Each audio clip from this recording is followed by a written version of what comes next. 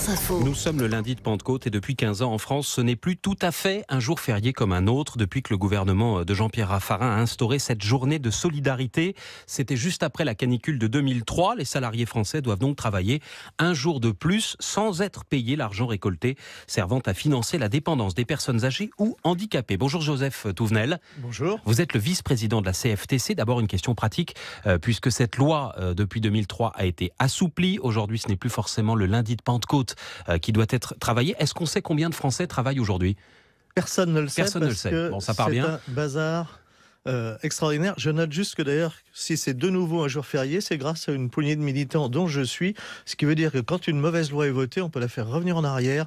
Le lundi de Pentecôte est de nouveau férié, sachez-le. Depuis 2008, puisque désormais on doit travailler soit le lundi de Pentecôte, soit un autre jour dans l'année, ou alors rendre en quelque sorte une RTT pour ceux qui en ont. Dans tous les cas, c'est l'employeur qui décide ?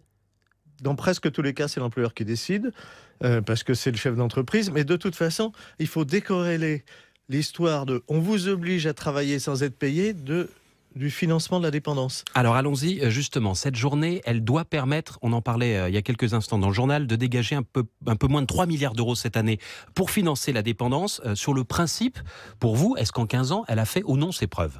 Zéro, elle a rapporté zéro. Pour une raison simple, c'est une taxe de 0,3% sur la masse salariale. Que payent les employeurs en échange de ce travail supplémentaire de leurs salariés ? Non, que payent pas les employeurs, que paye l'entreprise. C'est pas l'employeur qui le sort de sa poche, d'accord ? C'est sort bien de la masse salariale, c'est le salarié qui le paye, puisque c'est sur son salaire, 0,3%. Et donc, par définition, le seul jour de l'année qui ne rapporte rien, c'est le jour où on m'oblige de travailler sans être payé.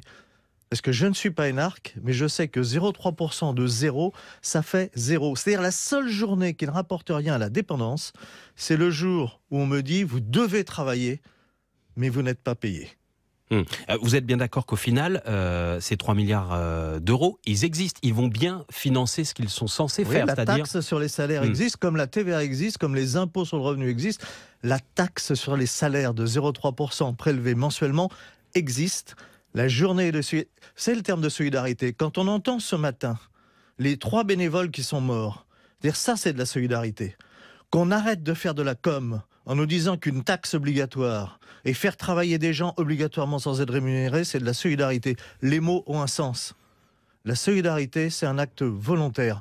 Je rends hommage à toutes les personnes solidaires. Je rends hommage aujourd'hui à ceux qui vont profiter du lundi de Pentecôte pour aller voir les personnes dépendantes et les personnes âgées. Ça, ce sont des gestes de solidarité. Sortons de la com. Si c'est pour me dire il faut trouver de l'argent pour le financement, oui.